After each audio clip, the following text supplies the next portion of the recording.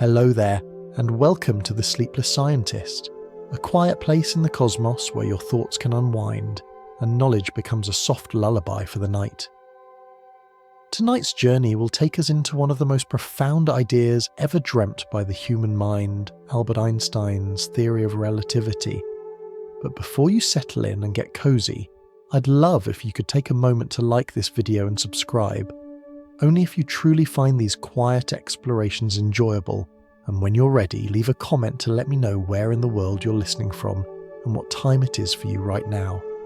It's always such a joy to see how we gather here from every corner of the world, each of us suspended in our own little slice of time. Now, wherever you are, perhaps resting in bed or drifting under a dim lamp, take a deep breath. Maybe you can hear the soft hum of the night around you, or the steady ticking of a clock nearby. That ticking sound has a way of reminding us that time is always moving forward. But what if it doesn't? What if time itself bends, stretches, or slows down depending on where you are or how fast you're going? Tonight, we'll follow Einstein's quiet revolution, the one that taught us that space and time are not separate things, but threads woven into a single cosmic fabric. Before Einstein, the universe seemed like a perfectly measured clock.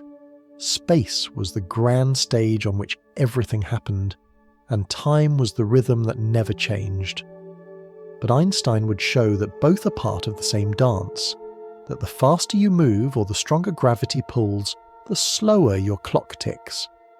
That light, travelling at its steady pace, connects everything, from the stars overhead to the pulse in your wrist. You don't need equations tonight, or chalkboards filled with symbols, just curiosity and maybe a bit of wonder. Think of this as a slow journey, not a lecture. We'll float gently through the history of physics, watching how an idea born in the mind of a young patent clerk reshaped our understanding of the entire universe. We'll begin with what came before, a world that believed in absolute time, absolute space, and certainty. A world about to be transformed by a question so simple it could have been asked in a dream. So, if you're comfortable, let's start there, where the universe once seemed as predictable as the ticking of a clock. Close your eyes, if you like, and imagine the world as people once saw it a few centuries ago. A place ruled by elegant certainty. Every apple that fell, every planet that turned, every pendulum that swung, each moved according to the same perfect laws. The English physicist Isaac Newton had given the world a kind of cosmic instruction manual. His equations could predict the fall of a stone, the orbit of the moon, and the path of a cannonball, all with astonishing accuracy. To Newton, space was like an invisible grid stretching infinitely in all directions, a vast, unchanging stage where every event took place. Time flowed through it evenly, steadily, like the beat of a universal drum. No matter who you were or where you stood, a second was always a second, and a meter was always a meter. The universe was a grand clockwork machine, and everything inside it obeyed the same rules. It was a comforting idea, predictable, solid. You could look at the heavens and feel sure that if God had built the universe, he had built it with perfect geometry. The sun rose and set by design, comets followed graceful ellipses, and nothing in the sky or on earth broke those laws. The philosopher Voltaire once said that Newton explained the heavens and left nothing more for God to do but wind the clock. But even the most precise clock can hide imperfections. By the 19th century, the world had changed. Humanity had learned to play with light and electricity, forces that didn't quite fit the old framework. Scientists had built telescopes that peered deeper into space, and microscopes that revealed invisible worlds. They began to notice that light behaved strangely. It could act like a wave, spreading and overlapping, but also like a stream of tiny particles. And if light was a wave, it had to travel through something, just as sound travels through air and ripples move through water. Physicists gave that invisible medium a name, the luminiferous ether. They imagined it as an all-pervading substance filling space, allowing light waves to move through it. It was everywhere, even inside us, yet undetectable. It seemed a necessary idea because without it, how could light move through the vacuum of space? In 1887, two American scientists, Albert Michelson and Edward Morley, decided to measure this mysterious ether. They built a delicate instrument of mirrors and beams of light, hoping to detect Earth's motion through the ether. Their reasoning was simple. As the planet moved, light travelling with Earth's motion should move differently than light moving against it, like wind affecting an airplane's speed. The experiment was one of the most precise ever attempted. And then came the result. Nothing. No difference at all. Light always moved at the same speed, no matter which way the Earth turned or how fast it moved. The ether, it seemed, didn't exist. The foundations of physics trembled a little that day. But rather than collapse, scientists looked away from the mystery. Some thought there must be an error in the instruments. Others proposed complicated fixes. Perhaps the Earth dragged the ether with it. Yet the question remained, quiet and stubborn. If light doesn't need a medium, then what exactly does it travel through? And why does its speed refuse to change? At the same time, another revolution was quietly beginning. Trains were connecting cities, telegraph wires carried messages at the speed of electricity, and humanity's sense of time itself began to shift. For the first time, clocks across continents had to be synchronized for train schedules to make sense. Time zones were invented, seconds were standardized. But as we measured time more carefully, we began to suspect that it might not be as simple as we thought. In a small office in Bern, Switzerland, a young man was sorting through patents, designs for machines that measured time and motion. His name was Albert Einstein. He wasn't famous yet. He didn't have a laboratory or a university position. But as he examined those diagrams day after day, he began to ask a question that would change everything. What if the problem isn't with the light, but with time itself? Imagine sitting on a train moving smoothly through the night. Outside, lightning flashes at both ends of the track. To someone standing beside the rails, the flashes seem to happen at the same time. But to you, moving forward, the flash ahead of you appears first. So which one happened now? Both? Neither? For Newton, the answer was simple. There was an absolute now that everyone shared. But Einstein began to suspect there wasn't. That thought, quiet, almost rebellious, would soon reshape the way we understand reality. Space and time, it seemed, weren't separate threads at all. They were parts of a single fabric, flexible and alive, capable of bending, stretching and twisting. And that's where our story truly begins, with the moment the universe stopped being a clock and became a dance. Picture the late 1800s, a world buzzing with invention and optimism. The air crackled with electricity, both literally and figuratively. Telegraph wires stitched continents together, electric bulbs glowed in city windows, and human curiosity was learning to stretch its fingers into invisible realms. Scientists had discovered that light behaved like a wave, and waves always needed something to travel through. Sound moved through air, ripples crossed water, and surely, light must also have a medium. They called it the luminiferous ether. It was imagined as something finer than air, more subtle than any gas, a kind of universal ocean filling all of space. The ether was said to flow around planets and stars, an unseen fabric that carried every beam of light across the cosmos. For a while, it explained everything beautifully. Light could be both wave and particle, just as ripples in the ether, and yet something about it remained suspiciously convenient, like a theory built more from comfort than from evidence. Still, the greatest minds of the age trusted it completely. James Clerk Maxwell had shown that light was an electromagnetic wave, a self-propagating dance of electric and magnetic fields. His equations described it with near perfect precision. But even he believed those waves must move through something, because how else could a wave exist in empty space? The ether was the logical stage on which light performed, and then came the test, the moment when the universe was asked to reveal whether that invisible ocean was truly there. In 1887, two American scientists, Albert Michelson and Edward Morley, set out to measure Earth's motion through the ether. They worked in a small laboratory on the grounds of what is now Case Western Reserve University in Ohio, far from the grand observatories of Europe. What they built was delicate, quiet, and astonishingly precise, a device known as an interferometer. Imagine two beams of light leaving the same source, like twins parting ways at a fork in the road. One travels east, the other north, before reflecting off mirrors and reuniting at the same spot. If Earth were moving through the ether, one beam would have to fight against this invisible current while the other drifted sideways with it.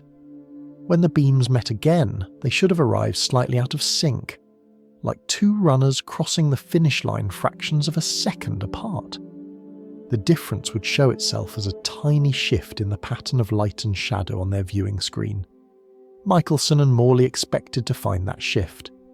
They waited, measured, and turned the apparatus carefully, repeating the test at different times of day, in different seasons, all to catch Earth's supposed drift through the ether. But every time, the answer was the same, no difference. Light, it seemed, moved at exactly the same speed in every direction. It was a silent result, but it struck like thunder. If there was no measurable ether wind, then perhaps the ether itself didn't exist. But that idea was almost unthinkable. Without the ether, what did light travel through? How could waves move through nothing? Physicists tried to explain the failure in every possible way. Some proposed that the instruments contracted slightly as they moved through the ether, a strange idea that sounded suspiciously like bending reality to save the theory. Others believed the ether was somehow bound to Earth, dragged along by it like a veil. But none of these explanations fit the data neatly. The universe had given an answer, and the answer made no sense within the old picture of physics. It was a quiet crisis, the kind that doesn't start with an explosion but with an unanswered question. For nearly 2 decades, the ether lingered in textbooks and conversation, a ghostly presence that scientists couldn't quite let go of. It had become the comfort blanket of classical physics, too elegant to abandon, yet too inconsistent to keep. Meanwhile, far from the great universities, a young man with a mop of unruly hair was beginning to think about light in a different way.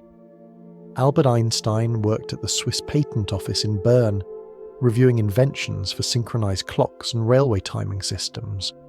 His days were spent examining gears, levers, and electrical circuits, machines designed to measure time precisely. But the more he studied them, the more he began to wonder what time really was. Einstein knew the results of the Michelson-Morley experiment. He had read about it in scientific journals and in letters from friends. He also knew about Maxwell's equations, which insisted that light always moved at the same speed. But that seemed impossible if Newton's universe was correct. If you were chasing a beam of light at nearly its speed, shouldn't the beam appear to slow down relative to you? Yet the equations said no. It would still race ahead at exactly the same pace. So Einstein made a leap that most people wouldn't dare. He asked, what if the equations were right, and our assumptions about space and time were wrong? What if light didn't need a medium at all, because it was the structure itself, the heartbeat of the universe? It was a thought that felt almost heretical. But once it entered his mind, it refused to leave. He imagined riding alongside a beam of light, watching the waves frozen in space beside him.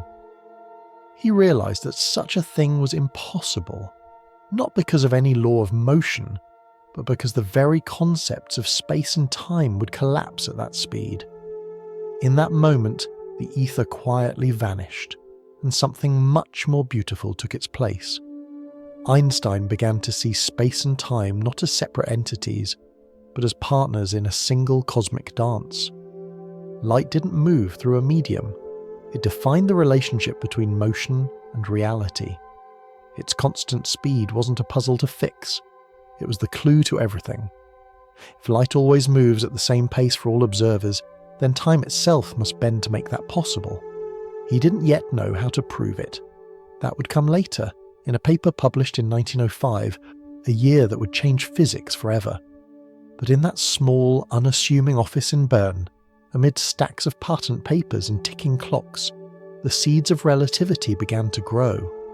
Outside, the world still believed in an invisible ocean carrying light through space.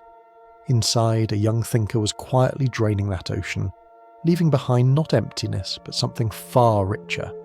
A universe woven from the very fabric of space and time. The ether had failed to show itself, but in its failure it had cleared the way for something far greater. Sometimes, when the universe refuses to confirm what we expect, it's not being cruel, it's being generous. It's giving us a chance to see beyond our imagination's limits and to discover a deeper kind of truth. And from that quiet truth, Einstein would soon craft a theory that turned everything upside down and made time itself part of the story. When Albert Einstein was 26, he published a paper that would alter not only the future of science, but the way we perceive the universe itself. He didn't have a laboratory, or a team of assistants, or even much free time. He worked full-time examining other people's inventions at the patent office.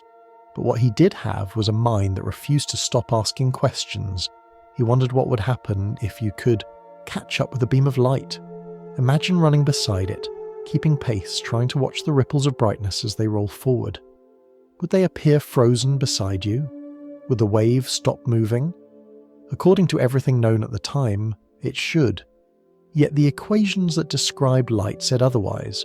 The waves would always move away from you at the same speed, about 300,000 kilometers every second, no matter how fast you chased them. This puzzle had been gnawing at scientists for years. The Michelson-Morley experiment had shown that light always travelled at the same pace, no matter how Earth moved. But no one knew why. Einstein decided to take the mystery at face value. Instead of forcing light to behave differently for each observer, what if he changed the rules for space and time themselves? Out of this radical thought came two principles so simple they could fit on the back of an envelope. First, the laws of physics are the same for all observers who move at constant speed. It doesn't matter if you're sitting quietly in your chair or gliding smoothly inside a train. If there's no acceleration, the universe treats your frame of reference equally. There is no absolute state of rest, only motion relative to something else. The second principle was even more daring. The speed of light in empty space is the same for everyone, everywhere. It's the cosmic speed limit.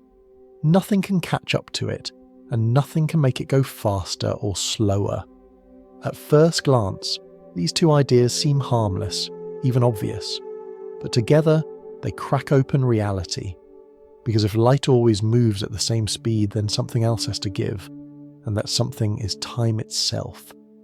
Imagine you're on a train again, holding a flashlight. You shine a beam straight toward a mirror on the ceiling, and the light bounces back to you. For you, the light simply goes up and down. But to a person standing on the platform watching the train pass, the beam doesn't travel straight. It follows a diagonal path, because the train moves forward while the light travels. To them, the light's journey is longer, and yet both of you must agree that light travels at exactly the same speed. How can that be true unless time itself flows differently for each of you? The observer on the platform sees your light taking a longer path, which means the clock inside the train must tick more slowly to keep the speed of light unchanged. It's not an illusion. It's how the universe preserves its most sacred rule. This is the strange gift of Einstein's first theory of relativity, the one we now call special relativity. Time is not fixed. It stretches or shrinks depending on your motion. A moving clock really does run slower compared to one at rest. The faster you go, the more pronounced the effect becomes. At everyday speeds, you'll never notice it.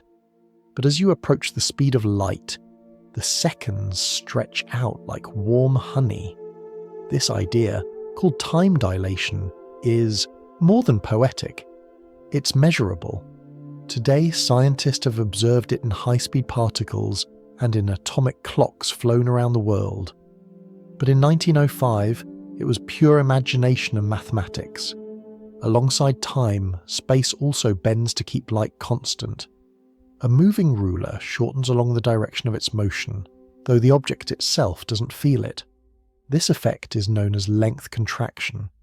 Both are part of a delicate balancing act. As time slows, distances shrink, and the universe keeps its rhythm intact. Einstein realized that space and time weren't separate after all. They were parts of a single, four-dimensional fabric, space-time. Motion through one affected motion through the other. To move faster through space meant moving slower through time, and light, travelling at its constant speed, experiences neither. For light, there is no before or after, no journey. The beginning and end are one. It's a concept almost impossible to picture, yet somehow comforting. The universe isn't rigid. It's supple, responsive, alive with relativity. When Einstein first shared his theory, many physicists didn't know what to make of it. It contradicted centuries of common sense. If two people moving differently could disagree on whether two events happened at the same time, then now itself became subjective. The idea of absolute simultaneity, the belief that there's a single universal moment shared by all, was gone. What one person calls now might be another's later.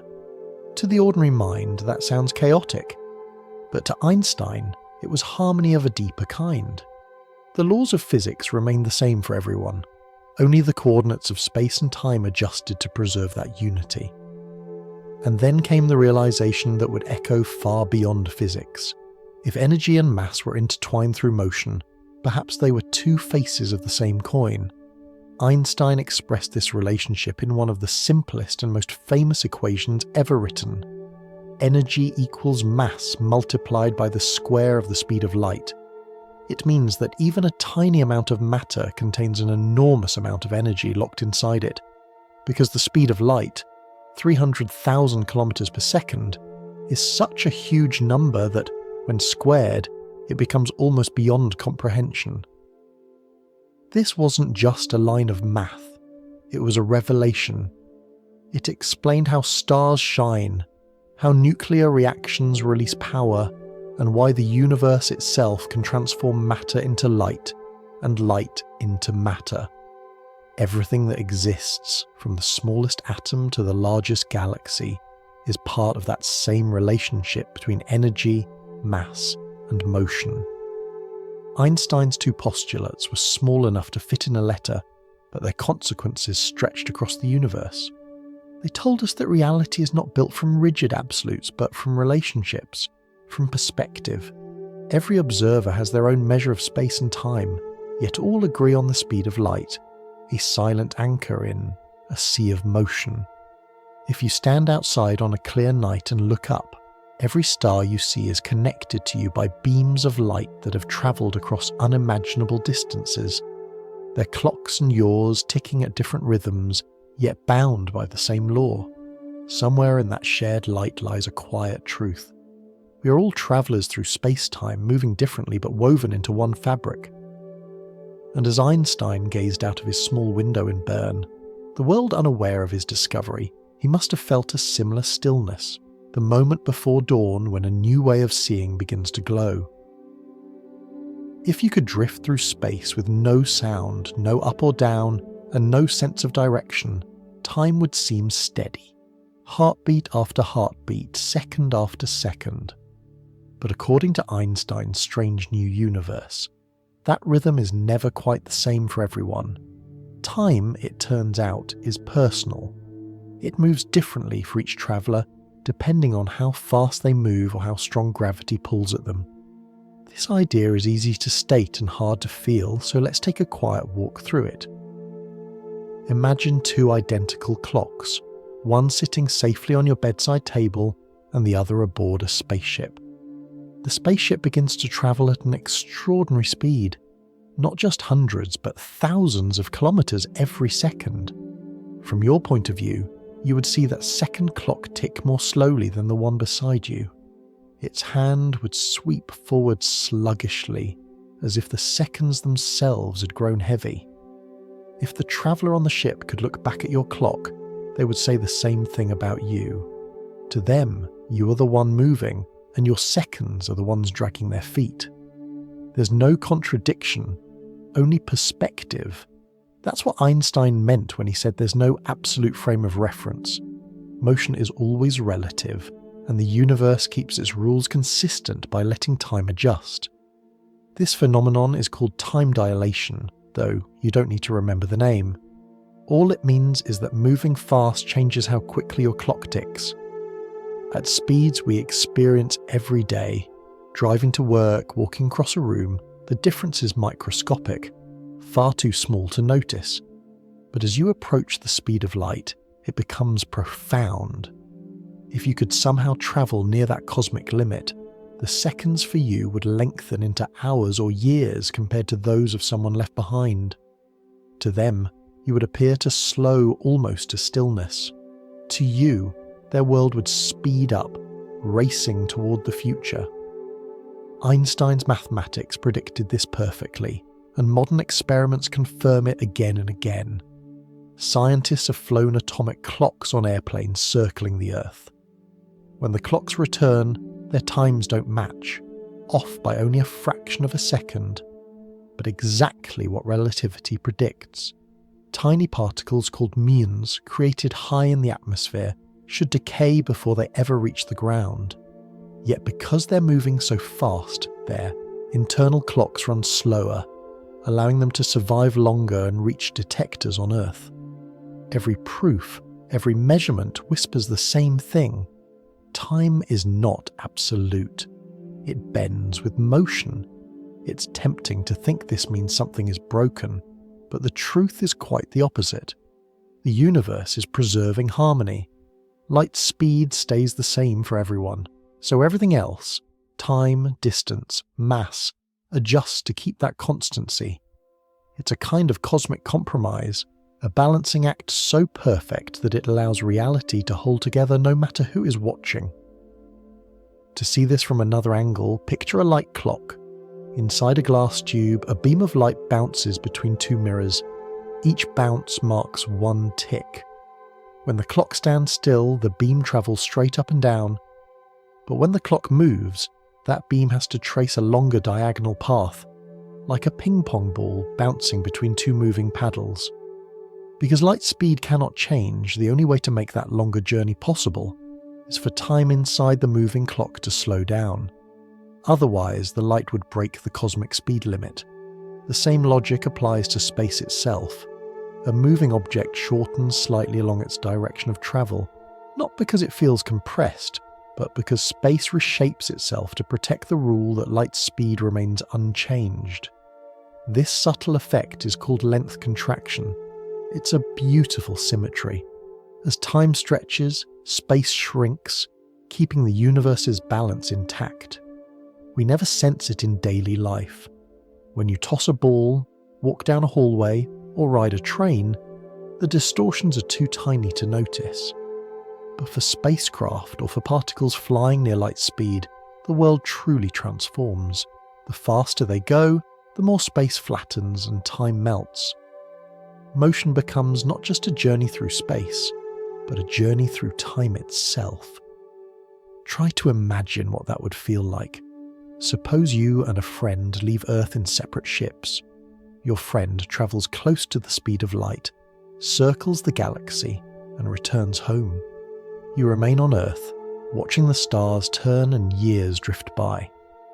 When the traveller comes back, they find that only a few years have passed for them, while decades, or even centuries, have passed for you.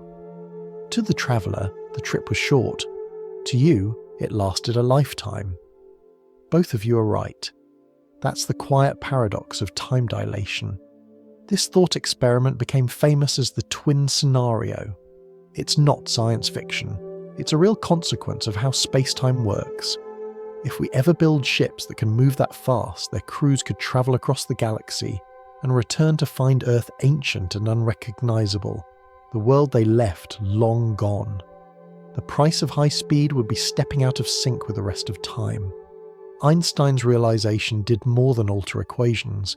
It rewove our sense of what it means to exist. Before, we thought of space as the stage and time as the ticking clock. Now, they were threads of a single tapestry, space-time. You can't pull one without tugging at the other. Every motion you make shifts both your position in space and your progress through time. Even standing still on Earth, you're always moving forward through time's dimension, 1 second per second, as steadily as a leaf drifting on a quiet stream. And light, that ever-faithful traveller, moves differently still. Because it always travels at its ultimate speed, it experiences no time at all. From a photon's perspective, there's no distance between where it starts and where it ends. The moment it leaves a star and the moment it reaches your eye are, in its reality, the same instant. It's an astonishing thought, that every glimmer of starlight you see tonight has, in its own frame, just begun its journey and finished it all at once. You and that ancient beam are separated by space and years, yet connected by the same law that binds the cosmos together. Time stretching, rulers shrinking. These are not quirks of mathematics, but whispers from the universe, reminding us that everything is relative. There is no universal clock keeping perfect rhythm for everyone. Instead, there are countless rhythms, all valid, all interconnected, woven together into a single harmony of motion. When you look at your watch, remember that it ticks in the quiet key of your own journey. Your motion, your gravity, your tiny corner of space-time. Somewhere, another clock ticks a little faster, another a little slower, and in between them all, light moves steadily on, the gentle thread that keeps the fabric of the universe from unraveling. Einstein once said that for those who understand relativity, the distinction between past, present, and future becomes only a stubborn illusion. Time doesn't flow, it simply is. But for us, moving within it, the illusion is everything. It gives meaning to each heartbeat, each sunrise, each moment we call now. In the quiet summer of 1905, Albert Einstein published a short paper, barely 3 pages long, that would light a fuse under the entire scientific world. It was his final paper of that miraculous year, and though it looked modest, it contained an idea that would ripple through history, transforming everything from the hearts of stars to the engines of modern civilization. It was the idea that mass and energy are not separate things, they are different faces of the same reality. Einstein captured this relationship in a simple sentence, written with quiet precision. Energy equals mass multiplied by the square of the speed of light. It's a line you've probably seen before, sometimes printed on mugs, t-shirts, or classroom posters. But when you say it slowly, letting the meaning sink in, it becomes something much deeper than a symbol. It tells us that every bit of matter, every atom, every grain of sand, every breath you take, contains a vast ocean of energy, folded tightly inside. Let's unwrap it gently, the way Einstein himself might have done if he was sitting across from you with a cup of tea. First, think about the word mass. Mass isn't quite the same as weight. It's the measure of how much stuff something contains, its matter, its resistance to being moved. When you push a shopping cart, you can feel its mass pushing back. The heavier it is, the more it resists your push. Then there's energy, which is the ability to cause change, to move something, to heat something, to shine as light. A warm fire, a spinning wheel, a growing tree, all are expressions of energy taking form. Now imagine connecting those two ideas with light, the fastest thing in existence. Light moves through the universe at about 300,000 kilometers every second, an unimaginably high number. When you multiply that number by itself, when you square it, you get a quantity so enormous that even a tiny bit of mass can be transformed into a tremendous amount of energy. Einstein's insight was that they are interchangeable. Matter can become energy, and energy can become matter. The universe doesn't draw a strict line between the two, it simply lets them change roles. A single spoonful of ordinary matter, if converted completely, would release more energy than the largest nuclear bomb ever built. Thankfully, nature doesn't allow that transformation easily. But in the hearts of stars, where gravity squeezes matter beyond imagination, that's exactly what happens. Inside our sun, every second of every day, atoms of hydrogen fuse together to form helium, and in that process, a small fraction of their mass vanishes. It isn't destroyed, it simply turns into light and heat. That's the sunlight warming your skin, the energy that feeds the trees, the same energy that powers every heartbeat and every thought you've ever had. When you feel the warmth of the sun, you're feeling mass becoming energy, precisely as Einstein described. It's easy to overlook how intimate that connection really is. You, sitting quietly wherever you are right now, are partly made of ancient sunlight. The atoms in your body once belonged to stars that lived and died billions of years ago. Those stars followed the same rule. Mass becomes energy, and energy becomes matter again, endlessly, in a cosmic recycling far older than life itself. Einstein's equation also offered an explanation for the strange balance between the material and the radiant. It showed why a flashlight beam carries momentum, why radioactive elements can release heat without burning, and why the universe glows in the first place. It bridged the world of motion and the world of matter into one elegant continuum. At the time, many scientists didn't grasp the full magnitude of the discovery. They saw the algebra but not the poetry. Only later, as nuclear physics emerged, did they realize that this equation described the beating heart of the cosmos. It was both terrifying and sublime. In the 1930s and 40s, when humans learned how to unlock the energy inside the nucleus of atoms, they were witnessing Einstein's idea brought to life. The same principle that powers the stars also powered our most destructive inventions. The first atomic bomb was, in a sense, a grim confirmation that Einstein's insight was correct. Matter truly could unleash unimaginable energy. But even in that shadow, Einstein's own reaction remained deeply human. He mourned what it meant. His equation was meant as a window into beauty, not as a blueprint for fear. Beyond the laboratories and weapons, there is another way to understand this relationship, one that's far gentler. Energy and mass are two ways the universe tells the same story. Mass is energy that has chosen to rest for a while. Energy is mass that has decided to move. One slows time, the other fills it with motion. Together, they make up everything we see and everything we are. If you've ever baked bread, you already understand this balance in miniature. You begin with a dense ball of dough, heat it, and energy loosens it. It expands, releases gas, changes form.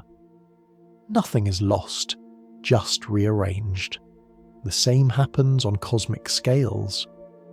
When matter turns to light, or light condenses into matter, the universe isn't creating or destroying anything. It's simply changing the rhythm of existence. Even our technology relies on this quiet conversion. The glowing screen you're watching now, the electricity humming in your home, the warmth of your computer, each is part of the same grand trade between mass and energy. A battery drains not because something disappears, but because the energy stored in the motion of electrons has been shared, turned into light, heat, and movement. What's remarkable is how this balance ties into Einstein's earlier revelation about space-time. The faster you move, the more energy you carry, and that energy contributes to your mass. So in a sense, as you accelerate, you become slightly heavier. Not enough to notice, but enough for physics to care. It's another reminder that motion, matter, and energy are all threads of the same cloth. Einstein once said that the most incomprehensible thing about the universe is that it is comprehensible at all. His equation is a perfect example. In just a few words, it describes the fire in the sun, the glow of the stars, and the very breath of life. It tells us that everything is connected through a quiet symmetry, that the solidity of a stone and the warmth of sunlight are merely different notes in the same cosmic melody. And yet, the deeper beauty lies not in the numbers, but in what they imply. If mass and energy are one, then the universe itself is one continuous story, endlessly transforming but never breaking. We are made of the same essence as the stars, animated by the same light, bound by the same laws that shape galaxies. So when you look up at the night sky and feel the faint warmth of a distant star on your skin, remember that this warmth is a whisper from the equation that changed the world. It's a gentle reminder that energy and matter are forever trading places, that even stillness hides motion, and that every particle of your being hums softly with the same potential as the cosmos itself. Gravity is something we live with so constantly that it feels invisible, like the hush of air in a quiet room. You feel it every time you take a step, pour a cup of tea, or drop a pen and watch it fall. It seems so ordinary, and yet it shapes everything, from the dance of planets to the beating of your heart. For centuries we believed we understood it. Newton had described it as a force, a kind of invisible string pulling one mass toward another. The Earth pulled you downward, the sun pulled the planets around it. It was simple, elegant, and worked so well that people assumed gravity's story was finished. But Einstein wasn't satisfied. His earlier discoveries about time and space had shown that they were not fixed. They could bend and stretch, depending on motion, and that led him to a quiet, daring question. What if gravity isn't a force at all? What if it's simply what happens when space and time themselves curve? The idea came to him through a thought experiment, his favourite kind of laboratory.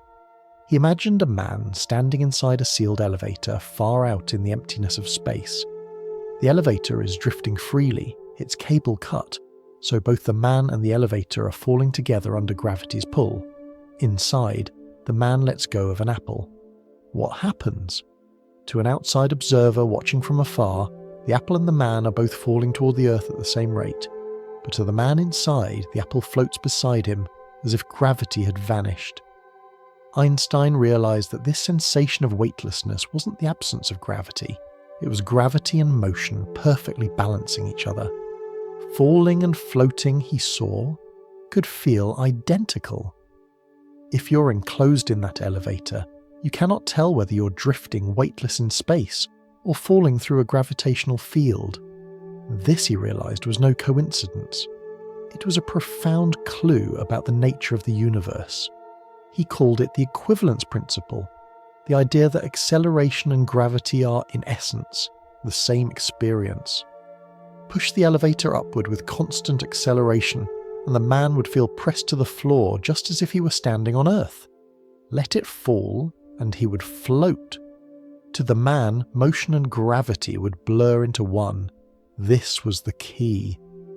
Einstein began to see that gravity might not be a force that reaches out and pulls, but rather the natural result of how space and time are shaped. He imagined space not as an empty void, but as a vast fabric, something flexible, stretchable, and alive with motion. Massive objects like planets and stars press into that fabric, bending it around them. When smaller objects move nearby, they simply follow those curves. They aren't being pulled, they're gliding along the bends of space-time itself. If you've ever set a heavy ball on a soft mattress, you've already seen a glimpse of Einstein's universe. The mattress dips where the ball rests. Roll a marble across the surface, and it will spiral inward, not because the ball is tugging at it, but because the path itself is curved. The marble follows the contour of the mattress, just as the Earth follows the curves created by the sun's presence. This shift, from a pulling force to a bending geometry, was revolutionary. It meant that gravity was not an invisible hand reaching across space. It was the shape of space itself. Every planet, every star, every atom tells space-time how to curve, and that curvature in turn tells matter how to move. It's a concept both abstract and deeply beautiful. The universe, once thought to be mechanical and precise like a great clock, now became organic, flexible, and responsive. Nothing moves through an empty void anymore. Everything moves within a grand web of connections, a fabric so immense that even light must follow its folds. Einstein tested his ideas through more thought experiments, picturing beams of light passing through that same elevator. If the elevator accelerates upward, a beam entering one side will appear to curve downward toward the floor by the time it reaches the other wall. From inside, it looks as though gravity has bent the light's path, and if acceleration and gravity are equivalent, then gravity must bend light as well.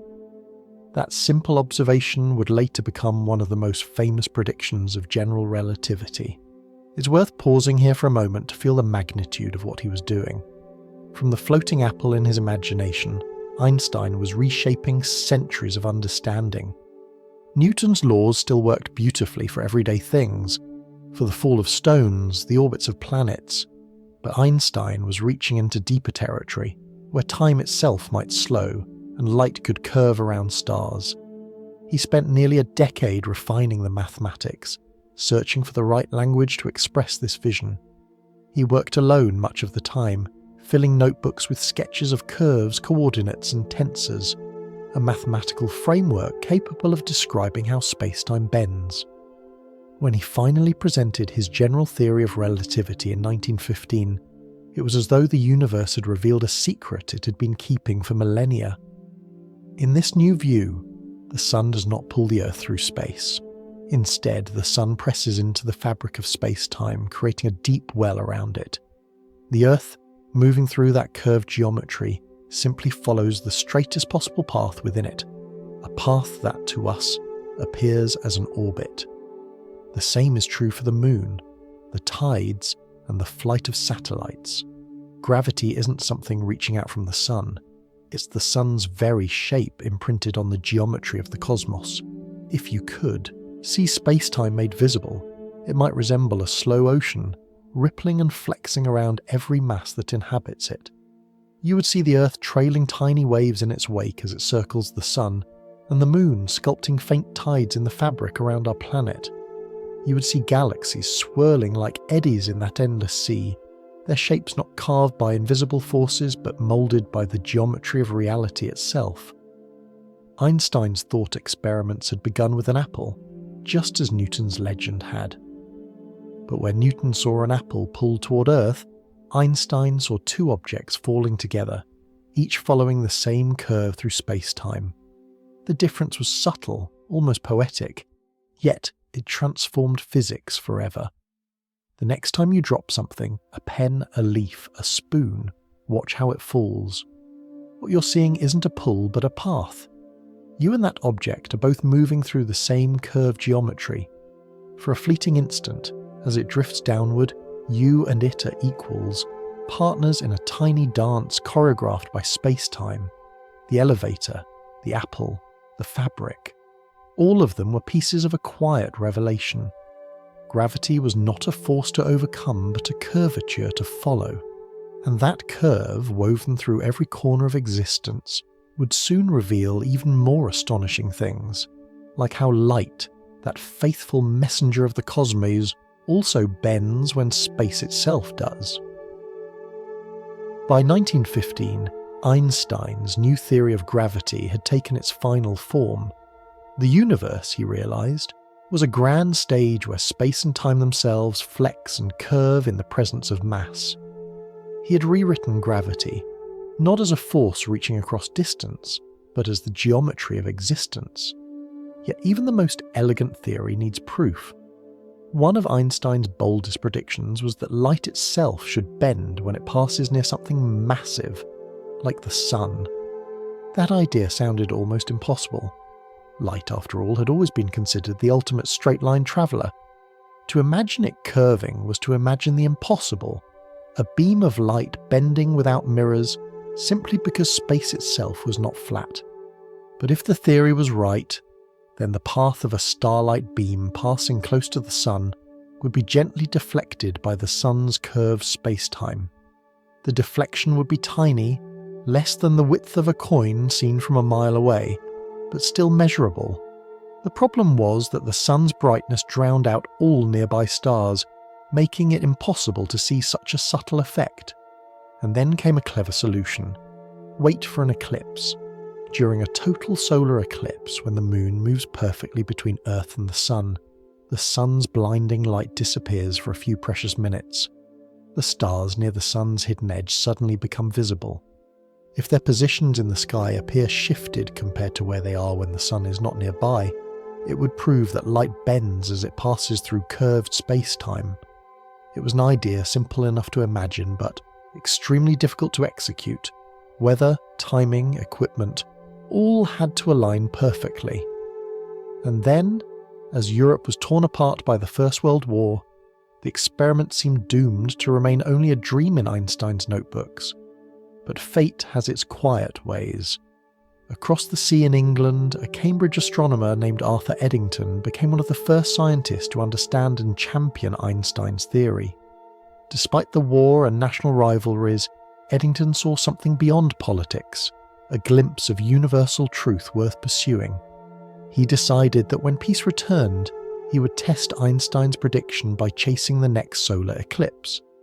That opportunity arrived in May of 1919.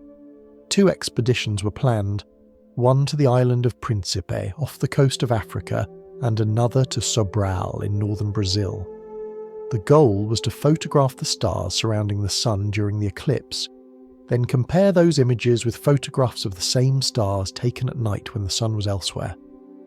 Any small shift in the stars' positions would reveal whether Einstein was right. The journey itself was an adventure, a race against weather, equipment malfunctions, and the fragile technology of early 20th century astronomy. Eddington and his team set up their instruments under uncertain skies, knowing that a single cloud could erase years of preparation. On the morning of May 29th, the moon slowly slid across the Sun, and day faded into eerie twilight. Birds grew silent, the air cooled, and for 6 long minutes the Sun became a black disk surrounded by a halo of silver flame. Through their telescopes, the scientists captured the faint pattern of stars shining beside the eclipsed Sun. When the photographs were later developed and measured with exquisite care, the results matched Einstein's prediction almost perfectly. The starlight had indeed been bent, by just the right amount to confirm that space itself was curved around the Sun. News travelled slowly at first, carried by telegrams and printed reports. But when it reached London that November, the headlines exploded across newspapers around the world. Revolution in science, Newtonian ideas overthrown. For the first time in history, a mathematical idea about invisible geometry had been proven by a photograph of the night sky. Einstein awoke one morning in Berlin to find himself famous. Journalists crowded outside his apartment, calling him the new Newton. He later joked that when the experiment confirmed his theory, people said he was a genius, but if it had failed, they would have said he was mad. The irony, of course, is that both the genius and the madness were true in their own ways. His ideas had taken the familiar and turned it inside out. To say that light bends not because it is pushed, but because the space through which it travels is curved, that was more than a discovery. It was a new way of thinking. Even today, that bending of light remains one of the most beautiful demonstrations of relativity. We see its echoes everywhere in the cosmos. When light from distant galaxies passes near massive clusters of other galaxies, it bends and spreads into delicate arcs, a phenomenon called gravitational lensing. Space becomes its own magnifying glass, bending starlight into shapes of wonder. In this way, Einstein's equations have become tools for cosmic art, allowing us to glimpse galaxies so distant that their light began its journey before the Earth itself existed. There is something deeply poetic about this. The same sunlight that warms your face and brightens your morning is, in a sense, still whispering through the warps and folds of space-time. Light doesn't just illuminate, it remembers. Every curve it follows, every star it grazes carries a trace of the geometry around it. Think of light as a traveller who never rests, moving through the vast fabric of the universe. Wherever gravity shapes that fabric, the traveller's path bends, not because the traveller chooses to turn, but because the road itself curves beneath their feet. You can almost imagine those beams of light weaving around stars like ribbons caught in a slow cosmic wind. Einstein once said that if you could stand outside the universe and look down upon it, you would see light flowing along invisible rivers. Rivers carved not by water, but by space-time itself. Every galaxy, every planet, every person exists somewhere within that gentle current. That photograph from 1919 was more than proof. It was an awakening. It told humanity that we live in a universe that is not static but supple, not mechanical but musical. Even the simplest ray of light is part of the grand choreography of space and time. And in that moment, under the shadow of the moon, we learn to see not just the stars, but the shape of the space between them. It's remarkable to think that all of this began with a simple idea in Einstein's mind, a thought experiment about an elevator and a falling apple. From that seed grew a new reality, one where light curves, space bends, and the universe listens to the presence of every star and planet. So, the next time you watch sunlight filter through leaves, or trace the soft glow of the moon, remember, those gentle beams are not travelling in perfect lines.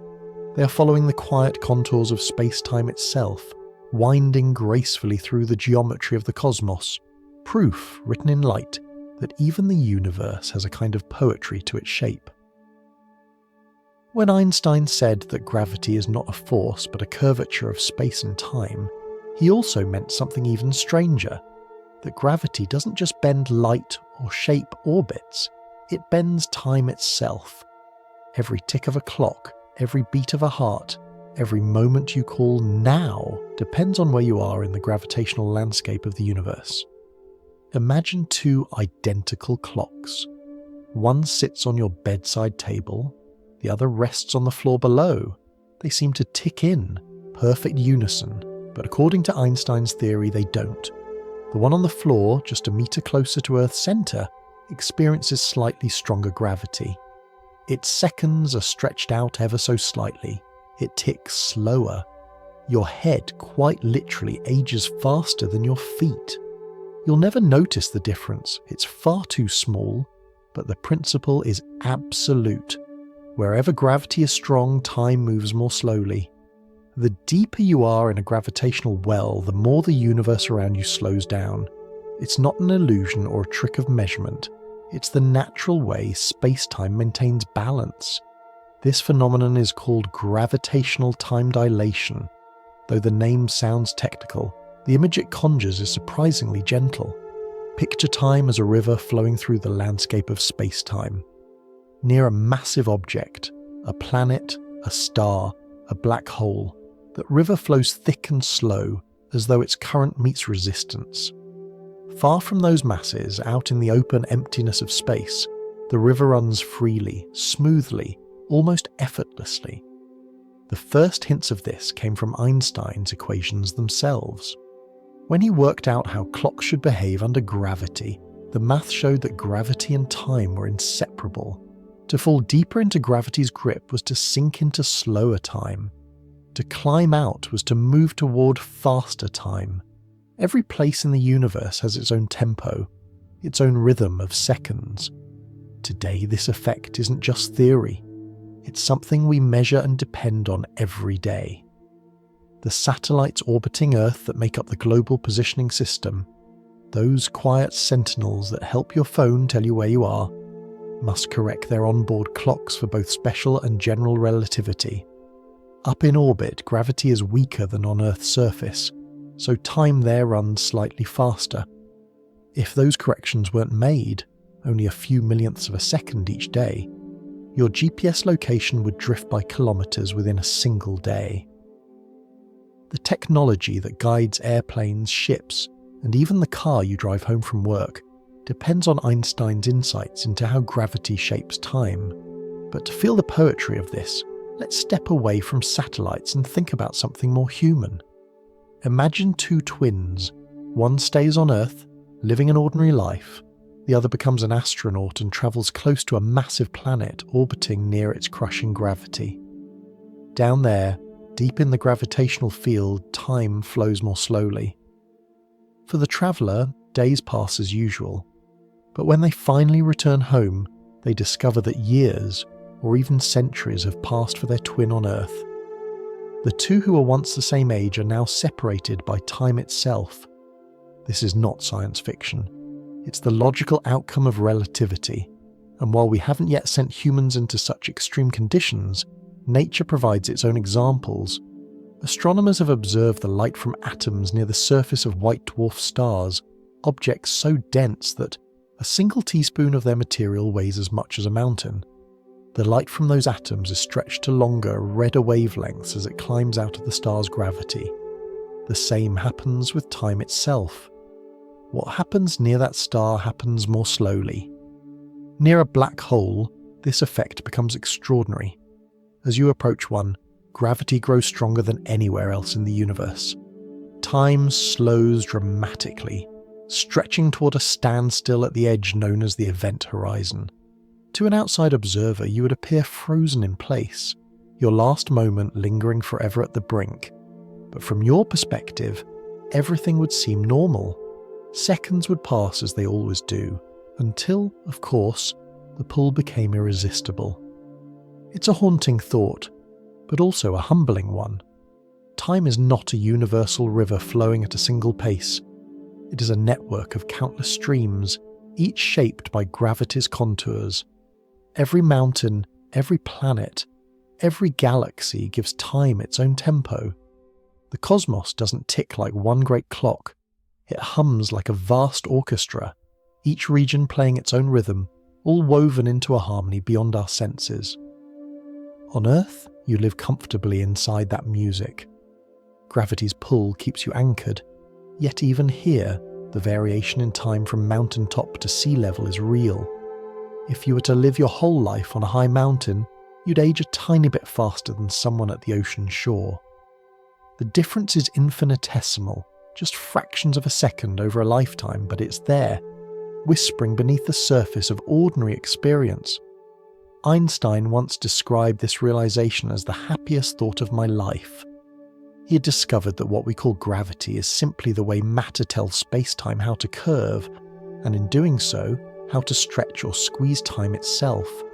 When you stand on Earth and feel your weight pressing downward, you're really feeling time pulling you inward, the geometry of the universe nudging you toward the slower regions of its fabric. There's something beautifully paradoxical about that. The same force that holds your feet to the ground also slows the seconds beneath them. You are, in a sense, swimming through time that thickens toward the Earth's core. Every step you take is a tiny climb against the gradient of space-time. When you look up at the night sky, remember that the light from the stars isn't just distant, it's aged.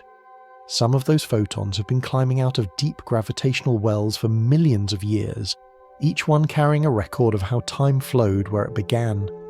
The colours you see, the red hues of distant galaxies, the slow ticking of pulsars, all are part of gravity's influence on time's melody. And perhaps that's the quiet beauty of general relativity. It doesn't strip the universe of mystery, it deepens it.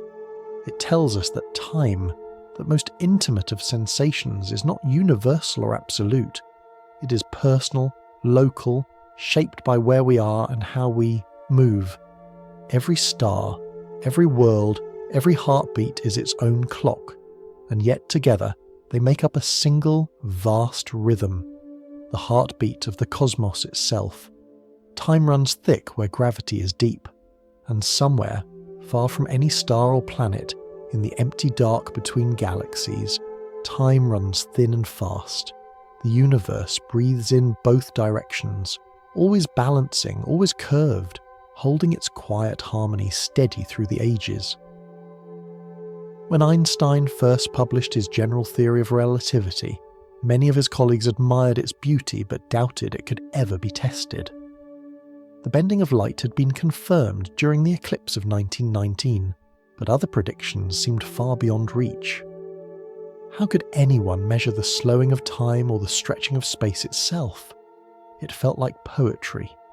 A brilliant one, yes, but too subtle for instruments made by human hands. And yet, over the next century, the universe itself would begin to whisper confirmations.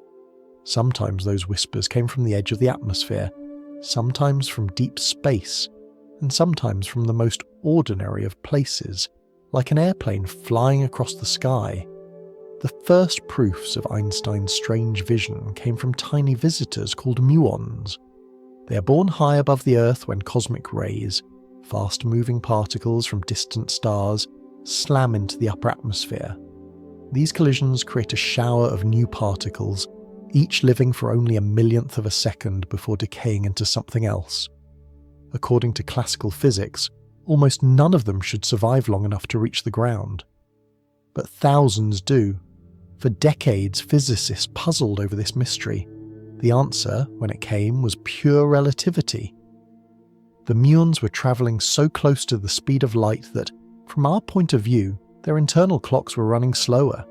Their fleeting lifetime stretched out long enough for them to fall through the sky and reach the detectors below. In their own tiny frame of reference, nothing unusual was happening. They lived their brief lives as normal. But to us, their time had dilated.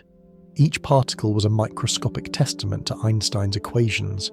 It's an astonishing thought that even the invisible rain of particles falling silently through the air around you is obeying the rules of curved space-time. You could say that every second the Earth is being dusted with proof of relativity. As technology improved, scientists began to bring these cosmic principles down to Earth. In the 1970s, they flew atomic clocks, devices so precise they can measure a single heartbeat of time more accurately than any human pulse. On airplanes travelling around the world, one set flew eastward, the other westward. When they returned and compared the readings, the results matched Einstein's predictions perfectly. The clocks that had flown with Earth's rotation, moving faster relative to the planet's centre, ticked a little slower. The ones flying against the rotation, moving slower through space, had ticked a little faster. The difference was minuscule, just billionths of a second, but enough to confirm that motion and gravity really do alter time. The Earth itself had become a laboratory for the universe's most subtle geometry. Today, those same principles live quietly inside the devices we carry every day. Your phone's location service, for instance, depends on signals from satellites orbiting 20,000 kilometers above your head. Those satellites carry atomic clocks that must constantly adjust for two competing effects. Because they move quickly relative to Earth, special relativity tells us their clocks should run slightly slow. But because they are high above Earth's gravity, general relativity tells us their clocks should run slightly fast. The combination of both effects, slow from motion, fast from weaker gravity, means the satellite's time would drift if not corrected. Engineers program their systems to account for this, ensuring that your map app knows whether you're standing on one side of a street or the other. It's easy to forget as you navigate your way home that you're relying on a theory born from pure thought experiments, apples, elevators, and beams of light. The same ideas that once existed only in Einstein's imagination now guide airplanes across oceans and tell your car when to turn left. Relativity has moved from philosophy to practicality. But perhaps the most poetic confirmations come not from our technology, but from nature's own artistry. Light from distant galaxies often passes near massive clusters of other galaxies on its way to us. Their combined gravity warps space-time so strongly that it bends and magnifies the light, creating arcs and halos known as gravitational lenses. When astronomers first saw these delicate shapes through their telescopes, they were looking directly at Einstein's theory made visible. Space itself had become an optical instrument. Sometimes the effect is so precise that we see multiple images of the same galaxy. One object, many echoes, each arriving after travelling through a different curved path of space-time. Even time itself becomes tangled in these vast cosmic lenses. In some cases, a burst of light from a faraway explosion arrives in several stages, separated by weeks or months, because the different paths around the lens are of slightly different lengths. We can literally watch the same cosmic event replay itself across the sky. These natural conformations have a quiet elegance to them. No laboratories, no equations, no crowds. Just the universe demonstrating its own laws, softly, through light and time. Einstein once said he could imagine the Earth falling freely around the Sun, never feeling gravity's pull because both were simply moving through curved space-time. When you think about it, that's what those cosmic rays, satellites and photons are all doing. They're all falling freely through the curved geometry of the cosmos. The muon, the plane, the satellite and the beam of light are each telling the same story in different voices. And what a story it is. A story where clocks tick differently depending on their journey. A story where invisible curves guide the paths of planets, particles, and even our daily lives. A story that connects a cosmic ray from a supernova light years away with a phone in your pocket. The next time you look up at the night sky, try to imagine the invisible rain of muons falling through the air. Picture the faint glow of satellites orbiting far above, keeping the rhythm of time for 1 billion travellers. Think of all of them as dancers in the same vast choreography, following the same silent tempo written into space-time. Every tick of every clock, on the ground, in the air or in orbit, carries Einstein's signature. Each one keeps faith with that strange curved harmony he uncovered over a century ago. And perhaps the most wonderful thing of all is how ordinary it has become. What once seemed impossible is now part of daily life. You don't have to climb into a rocket or stand under an eclipse to see relativity at work. It's in your phone, in the faint rain of cosmic particles, in the timing of every satellite signal. You're already living inside Einstein's universe, where space and time dance together in the most graceful of ways. The proof has been all around us all along, falling through the sky, humming through the circuits of our machines, shining from galaxies that bend light like glass. All you have to do is pause, look up, and listen carefully to the rhythm of the cosmos. It's been keeping perfect time since the beginning. If space and time are a kind of fabric, then perhaps they can ripple. That was one of the most daring consequences of Einstein's theory of general relativity. He realised that when massive objects move, especially when they orbit or collide, they should send out waves through space-time itself. Not waves of light or sound, but waves of the geometry of reality. It's a hard image to grasp, so let's slow it down. Imagine a still pond at dawn. You drop 2 stones into it, far apart, and watch the circles of ripples spread outward, cross and fade. Now replace the water with space-time itself, and the stones with 2 stars orbiting each other. As they move, they disturb the fabric of the universe, sending out gentle undulations that travel forever. Einstein predicted these gravitational waves in 1916, but he was skeptical anyone would ever detect them. The distortions were so incredibly faint, stretching and squeezing space by less than the width of an atom. To measure them, you'd need an instrument of unimaginable precision. For decades, the idea remained more of a poetic afterthought, a kind of cosmic whisper that no one expected to actually hear. But time has a way of catching up to imagination. In the late 20th century, scientists began to build instruments sensitive enough to chase these whispers. They created enormous detectors called interferometers, devices that send beams of light down 2 long tunnels arranged in an L shape. Each tunnel stretches for kilometers. When a gravitational wave passes through the Earth, it slightly lengthens one tunnel and shortens the other. The beams of light bouncing back and forth combine in patterns that can reveal the tiniest change in distance. The project became known as LIGO, the Laser Interferometer Gravitational Wave Observatory. It took decades of planning, construction, and skepticism. Critics said the signal would be too weak to rise above the noise of wind, trucks, or even distant earthquakes. The experimenters pressed on, perfecting their instruments, until they could detect movements smaller than a fraction of a proton's width. Then, in September of 2015, a signal arrived. It began deep in the cosmos, about 1 billion light-years away, when two black holes, each about 30 times the mass of our Sun, spiraled together and merged. For eons they had danced in silence, orbiting closer and closer as they radiated energy away. In their final moment, they collided, releasing an enormous burst of gravitational waves.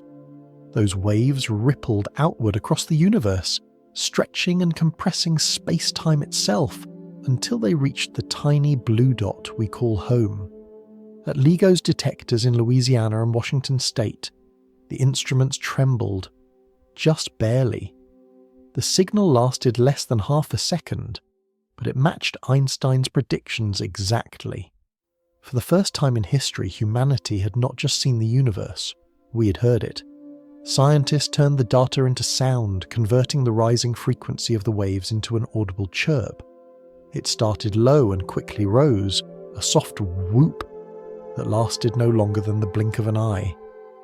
But within that tiny sound lay the death of two black holes and the birth of one, a merger so violent it released more energy in that instant than all the stars in the observable universe combined. And yet, it arrived here as a whisper. The discovery was announced in early 2016, 100 years after Einstein's prediction. Newsrooms across the world repeated the phrase, "We have heard the universe." It wasn't just poetic, it was literal. The fabric of space-time had vibrated, and those vibrations had touched our instruments, moved our mirrors, and made a sound in our world. Since then, the LIGO and Virgo detectors have heard many more such events, collisions of black holes and even the union of two neutron stars, those incredibly dense remnants of exploded suns. That latter event in 2017 was particularly beautiful. The gravitational wave signal arrived first, followed by a faint burst of light seen by telescopes around the world. For the first time, humanity observed the same cosmic event in both light and space-time waves. It was as if the universe had spoken, to us in two languages at once, one that we could see and one that we could feel. To grasp how delicate this achievement is, imagine measuring the distance from Earth to the nearest star and detecting a change smaller than the width of a human hair. That's what LIGO accomplished. And yet, this isn't just an engineering triumph. It's a doorway to a new way of knowing. Gravitational waves allow us to observe parts of the universe that no telescope can ever see. Collisions hidden behind clouds of gas, or black holes that emit no light at all. They also tell us that space-time itself is elastic. When you walk, when planets orbit, when galaxies spin, you are subtly stretching and compressing the geometry around you. These effects are unimaginably small, but they are there, a gentle rhythm that underlies everything. The universe is not silent. It hums softly in waves that pass through all things. Einstein himself once doubted that these ripples would ever be detected.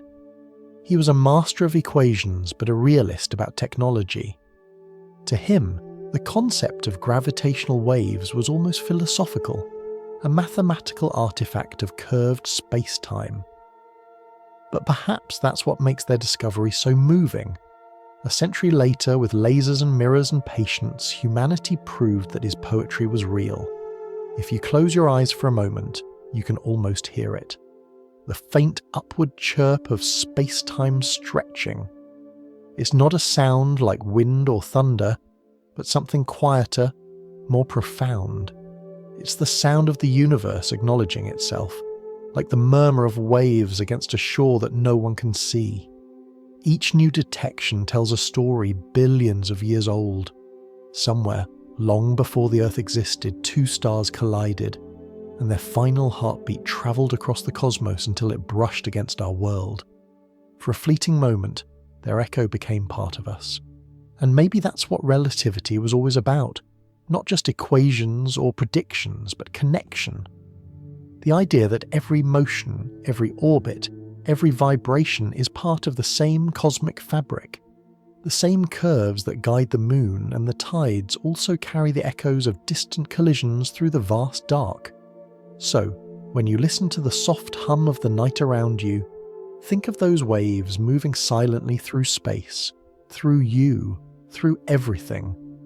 They are proof that the universe is not static but alive, breathing, trembling, singing its quiet song of space-time. And we, after all these centuries, have finally learned to listen. For most of history, black holes belonged to the realm of imagination. They were mathematical curiosities, beautiful, frightening, and almost too strange to be real.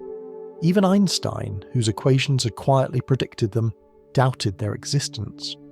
Nature, he once said, abhors such extremes. And yet the universe is nothing if not patient. It lets its deepest truths unfold slowly, waiting until we are ready to understand them. A black hole begins, in most cases, with the death of a star.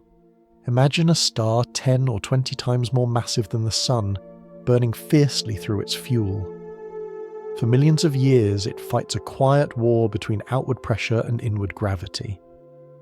When the nuclear fire in its core runs out, gravity wins. The star collapses inward upon itself. Its mass packs tighter and tighter until it becomes so dense that the fabric of space and time can no longer bear it. The star's core sinks into a point so small and heavy that nothing, not even light, can escape its gravity. That invisible boundary, the place beyond which escape becomes impossible, is called the event horizon. It's not a surface in the usual sense, but a kind of one-way gate. Cross it, and all paths lead inward. From the outside, you can never see what happens beyond that veil, because even light, our cosmic messenger, cannot return to tell us. For decades, scientists could only infer the existence of black holes indirectly. They saw stars orbiting invisible companions, or gas heating up as it spiraled toward a dark center, glowing briefly before vanishing. These were clues, like shadows of something too bright or too dark to see directly. But no telescope, no matter how powerful, could capture an image of the black hole itself. It was the ultimate cosmic paradox, a place defined by its inability to be seen. Einstein's equations, though, described it perfectly. The shape of space-time around such an object would create a kind of spherical shadow, a region of darkness surrounded by a glowing halo of distorted light. The light from hot gas swirling around the black hole would be bent and twisted by its immense gravity, forming a bright ring, the edge of visibility itself. For years, astronomers dreamed of capturing that image. To do so, they would need a telescope with the resolution of something the size of the Earth. Building such a telescope was impossible, but building a network of smaller ones that could act together as one, this was possible. That idea became the Event Horizon Telescope, or EHT, a collaboration of 8 radio observatories scattered across the globe, from Chile's Atacama Desert to the high peaks of Hawaii and the icy plains of the South Pole. Each telescope observed the same cosmic target at the same time, recording waves of radio light from the heart of a distant galaxy called Messier 87, 55 million light-years away.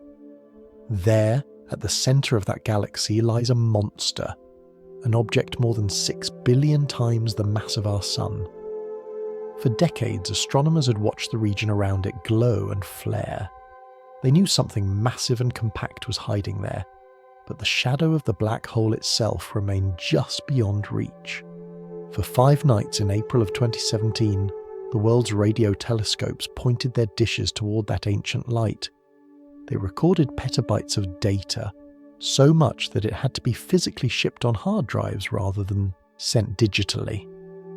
The data were combined using precise timing from atomic clocks, reconstructing what no single telescope could see alone.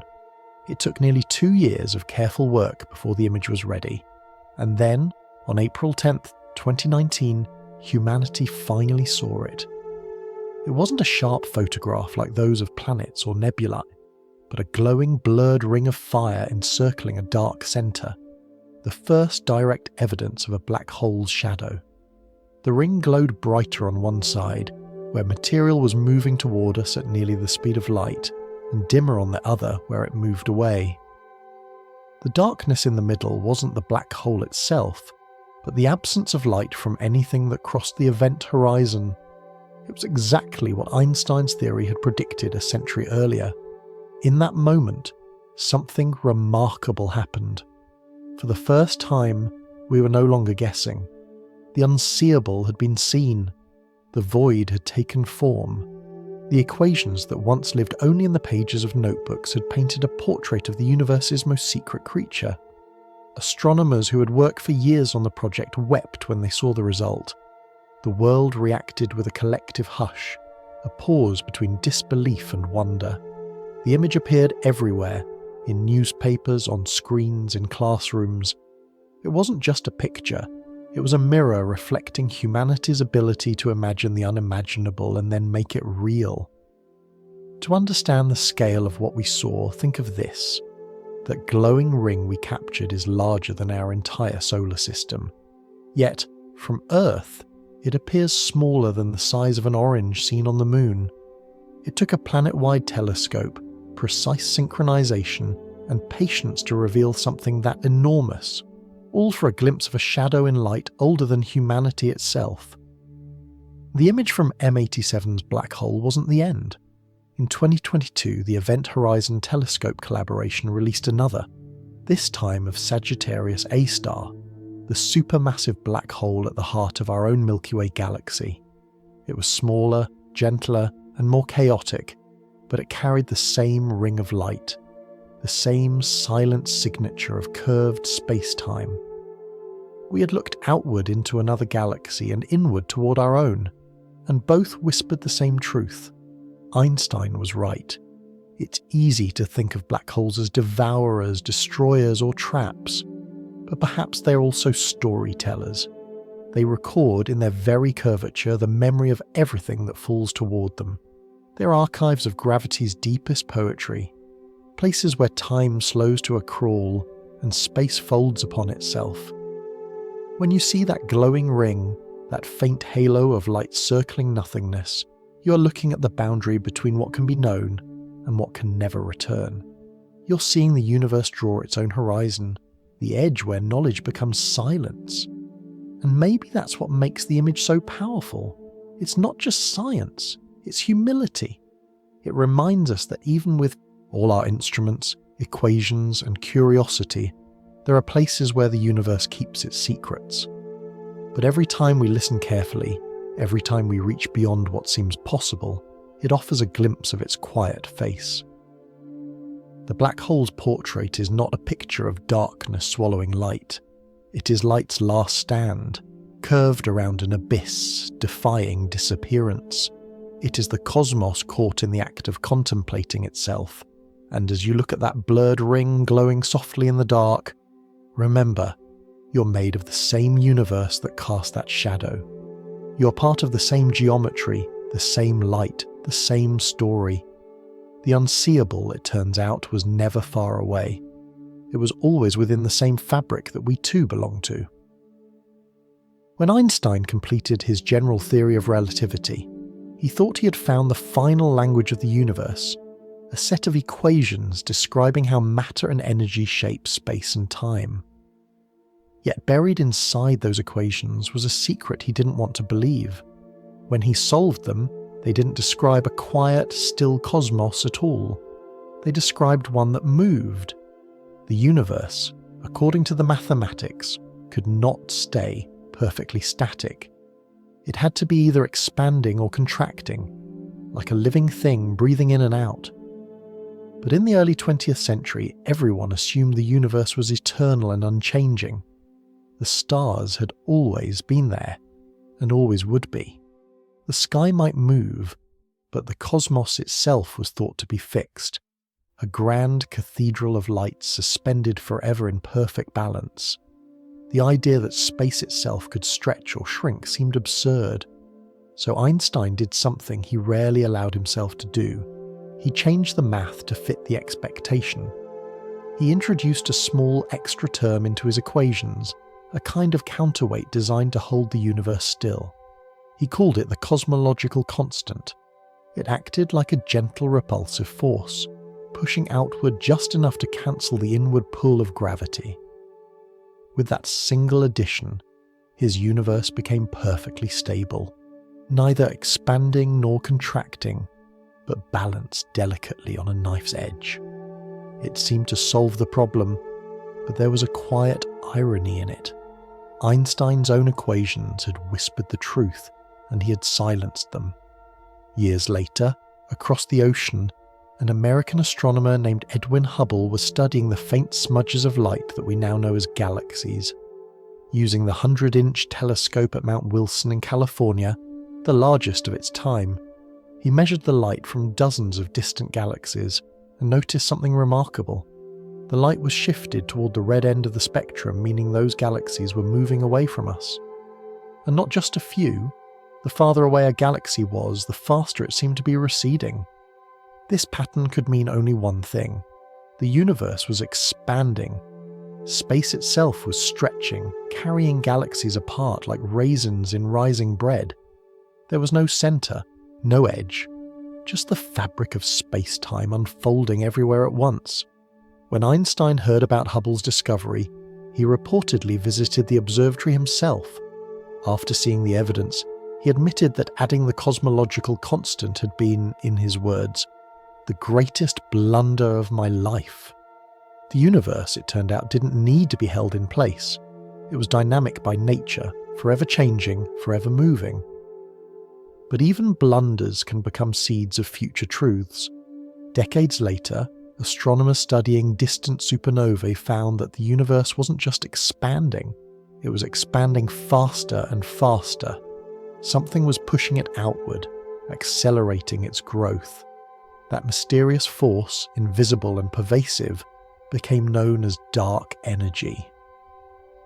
And when scientists tried to describe it mathematically, they realized it behaved exactly like Einstein's old cosmological constant, the same term he had once added and later dismissed. His so-called mistake had returned, not as an error, but as a prophecy. No one yet knows what dark energy truly is. Some describe it as the pressure of empty space itself, the energy of the vacuum quietly driving the universe apart.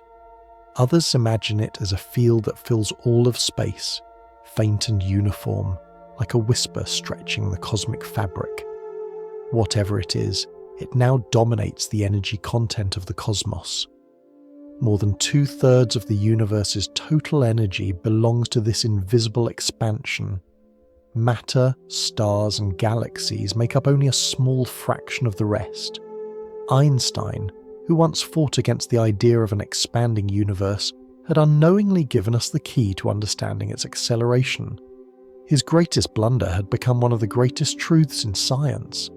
It's humbling to think that even a mind like Einstein's could look directly at the truth and hesitate, not because he doubted reason, but because the truth seemed too strange, too alive. The idea that the entire universe is in motion, not just the objects within it, but the space between them, defies the comfort of stillness. It means there is no edge to reach, no outside to step into. The galaxies are not racing through space. Space itself is stretching. Imagine dots on the surface of a balloon as it inflates. Each dot moves away from the others, not because it's travelling across the surface, but because the surface itself is expanding. From any dot's point of view, all the others appear to be receding. That's what's happening on a cosmic scale. The galaxies are not flying apart through the universe. they are carried apart by the universe. It also means that if you were to look far enough back in time, you would see the galaxies closer together, the universe denser, hotter, and brighter. Follow that logic far enough, and all of space and time converge into a single origin, a moment when everything was compressed into an unimaginably small, brilliant state. From that moment, the universe began to expand, and time itself began to flow. Einstein didn't set out to explain the beginning of everything, but his equations pointed in that direction. They hinted that the universe had a history, and perhaps even an age. Today, we call that origin the Big Bang, a phrase coined years after Einstein's time but built upon the curvature he discovered. And yet, there's something quietly comforting in all of this. Expansion doesn't mean separation, it means growth. The same law that carries galaxies apart also makes room for stars, for planets, and for us. It is the universe making space for itself to exist. If you stand outside on a clear night, every point of starlight you see is moving gently away from every other, carried by a cosmic wind that began billions of years ago. The darkness between the stars is not emptiness. It's the fabric of space stretching slowly, silently. You're part of that expansion too. Every atom in your body, every breath you take participates in the same unfolding. So perhaps Einstein's so-called blunder wasn't a mistake at all. Maybe it was the universe's way of reminding us that even genius cannot see the whole pattern at once. Sometimes, truth reveals itself in stages, like the universe itself, expanding into clarity, one discovery at a time. And somewhere out there, beyond the reach of any telescope, space continues to widen, carrying light farther and farther into the deep. The galaxies drift apart like notes in a fading song. Yet the music isn't ending, it's only changing key. By now you can imagine space-time as something alive, stretching, rippling, breathing. But Einstein's universe does more than bend and expand.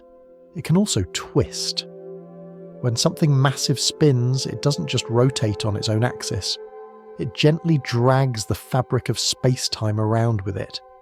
The effect is tiny and invisible in our daily lives, but across the universe, it gives rise to some of the most hypnotic cosmic dances ever known. Einstein first hinted at this in his equations, though the idea wasn't fully understood until later. If gravity is the curvature of space-time caused by mass, then a rotating mass should not only curve space, it should swirl it, like honey stirred with a spoon. The space around a spinning planet or star becomes slightly twisted, and anything moving nearby feels that twist. Scientists call this frame dragging, but you can think of it as space-time's version of a slow whirlpool. Imagine floating above Earth, holding a gyroscope, an instrument with a spinning wheel that always tries to point in the same direction. If space around the Earth were perfectly still, the gyroscope's axis would remain fixed as the planet turned below. But according to Einstein, Earth's rotation should tug ever so slightly on the surrounding space-time, twisting it just enough to make the gyroscope drift. This effect is incredibly faint. For something as massive as Earth, the twist is less than a few centimeters over a year across thousands of kilometers. For decades, no one thought it could be measured. Yet, as with so many of Einstein's predictions, patience and ingenuity eventually found a way. In 2004, NASA launched an experiment called Gravity Probe B. It carried 4 of the most perfect spheres ever made, tiny quartz balls polished so precisely that if each were enlarged to the size of Earth, the tallest mountain would be only a few meters high. These spheres were placed in an ultra-quiet satellite orbiting 640 kilometers above the planet, spinning freely in the vacuum. Each sphere acted like a gyroscope, measuring whether space-time itself was dragging beneath it. For a year and a half, Gravity Probe B circled Earth, recording the minute changes in the orientation of its gyroscopes. Engineers on the ground accounted for every possible interference, magnetic fields, solar wind, even the pressure of sunlight. And when the data were finally analysed, they found what Einstein's theory had predicted. The gyroscopes had shifted ever so slightly in the direction of Earth's rotation. The space around our planet was indeed twisted. It's a delicate effect, but it helps explain some of the most spectacular events in the cosmos. Around neutron stars and black holes, objects millions of times denser than Earth, the twisting of space-time becomes violent and magnificent. Matter swirling into these cosmic whirlpools follows curved paths, forming glowing disks of gas that spiral inward. The friction within those disks heats them until they shine brighter than entire galaxies. If you could watch one of these spinning monsters up close, you'd see the glow flatten into a thin halo, the light bending and looping in ways that would seem to defy geometry. Near a fast-spinning black hole, space-time is dragged around so fiercely that nothing can stand still. Even light, the universe's fastest traveller, must follow the spin. In such places, time and space no longer behave as separate ideas. They blur into one another, winding together like strands of silk. Some of the universe's most powerful phenomena arise from this twisting motion. The narrow, luminous jets that shoot out from the centres of galaxies, streams of matter moving almost at the speed of light, are thought to form through frame dragging. The spinning black hole acts like a cosmic turbine, funneling magnetic fields and particles outward across millions of light years. These jets illuminate the dark corners of space, carrying energy and information far from their origin. The same process shapes neutron stars, the dense remnants of collapsed suns. When they spin rapidly, their magnetic fields twist space around them, sending out beams of radiation that sweep through the cosmos like the light from a distant lighthouse. To an observer on Earth, each rotation appears as a rhythmic pulse. We call them pulsars, and they tick with such regularity that astronomers use them as cosmic clocks. Even in their dying silence, these stars keep the time of the universe. What's mesmerizing is how natural all of this feels once you understand relativity. Gravity isn't just about attraction, it's about motion, rhythm, and flow. Every spinning planet, every turning star, even your own body as it moves through space, leaves a faint swirl in space-time's texture. The universe remembers every motion. If you could see these twists made visible, the cosmos might resemble a vast ocean in slow motion. Eddies around galaxies, whirlpools near black holes, gentle ripples around planets. Everything would be connected by invisible currents, a graceful ballet choreographed by mass and motion. Einstein's insight was that gravity is not a static pull, but a kind of dialogue between matter and geometry. Mass tells space how to curve, and motion tells it how to twist. In turn, that curved and twisted space tells everything within it how to move. The result is harmony, not chaos. A universe where even the most violent explosions follow a precise rhythm written into the shape of space-time itself. It's comforting in a strange way to know that even the fiercest forces in the cosmos obey this quiet grace. The jets from black holes, the spirals of galaxies, the faint pull that keeps the moon in orbit, all are expressions of the same geometry. Gravity, for all its power, is not an act of domination, it's a dance.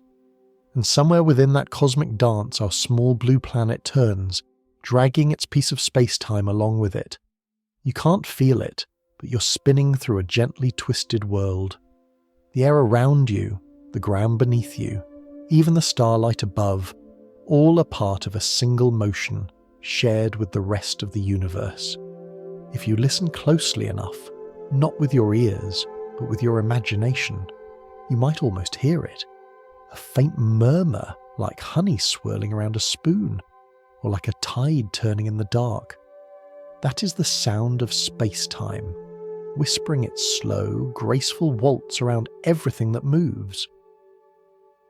By the time Einstein finished reshaping our view of the cosmos, he had already become a legend. a quiet thinker whose equations could predict the bending of light, the slowing of time, and the stretching of space itself. Yet even in the glow of his triumph, he saw something incomplete. His theory described the grandest structures in existence, galaxies, stars, and the curvature of space-time, but it could not describe the smallest ones. When he turned his gaze toward atoms, particles, and the invisible energy that fills the quantum world, the elegant certainty of relativity began to blur. It was as though the universe spoke two dialects of the same language, one for the vast and one for the tiny. Relativity ruled the heavens, describing space and time as continuous, smooth, and geometric. Quantum mechanics ruled the subatomic world, describing energy and matter as jittery, uncertain, and discrete. Each worked perfectly in its own domain, but together they clashed like two instruments slightly out of tune. Einstein admired the new quantum ideas at first. He even helped shape them, showing how light could behave both as a wave and as tiny particles called photons. But he could never accept the notion that chance ruled the fundamental workings of nature. God does not play dice with the universe, he once said, expressing his discomfort with randomness. To him, the world had to follow deep, consistent laws, even if we couldn't yet see them. Yet experiments kept showing that the quantum world truly was unpredictable. Particles could exist in multiple states at once, and their behavior changed simply because they were observed. It was as if nature preferred whispers and probabilities to certainty. For Einstein, who saw the universe as a grand, orderly design, this was unsettling, like hearing static in a symphony. Still, even he knew the two theories must someday meet. Relativity describes gravity, the way space-time bends under mass and energy. Quantum mechanics describes everything else: electromagnetism, atomic forces, and the particles that make up reality. But the world isn't divided in two. Somewhere there must be a deeper harmony, a single framework that holds both the smooth and the chaotic, both the vast and the tiny. Physicists have spent the last century searching for that bridge. They call it quantum gravity, the elusive theory that would unite Einstein's curved space-time with the jittering quantum realm. But the scale where both become equally important is unimaginably small, far beyond the reach of any experiment we can perform. It's called the Planck scale, a realm so tiny that if an atom were the size of the observable universe, the Planck length would still be smaller than a tree in that universe. It is a scale where space itself is thought to lose its smoothness, becoming grainy, like sand when viewed up close. Trying to combine relativity and quantum mechanics is like trying to sew silk with lightning. Relativity insists that space and time form a continuous fabric, while quantum theory demands that everything, even space-time itself, comes in tiny, indivisible pieces. When scientists try to plug one theory into the other, the mathematics unravels, producing infinities that make no physical sense. Still, there are hints, glimmers of understanding in the dark. One comes from black holes, where gravity and quantum physics meet face to face.